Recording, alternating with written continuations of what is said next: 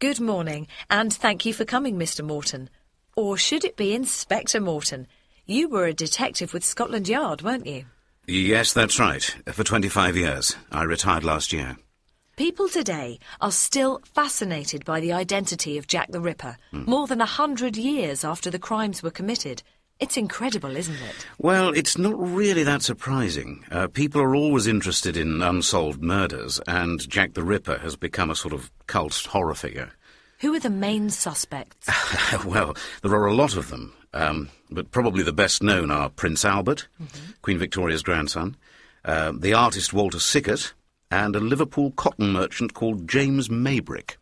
Patricia Cornwell, in her book Jack the Ripper, Case Closed, says that she has identified the murderer. Who does she think it was? Well, she's convinced that Jack the Ripper was Walter Sickert, the painter. What evidence did she discover? Well, she mainly used DNA analysis. She actually bought a painting by Sickert at great expense, and she cut it up to get the DNA from it. Wow.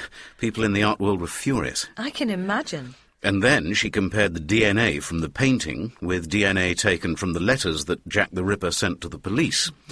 Patricia Cornwell says that she's 99% certain that Walter Sickert was Jack the Ripper. But you don't think she's right, do you? No, I don't. I don't think her scientific evidence is completely reliable, and there's a lot of evidence which says that Sickert was in France, not London, when some of the women were killed. There's been another recent theory, hasn't there, about James Maybrick. Do you think he was the murderer?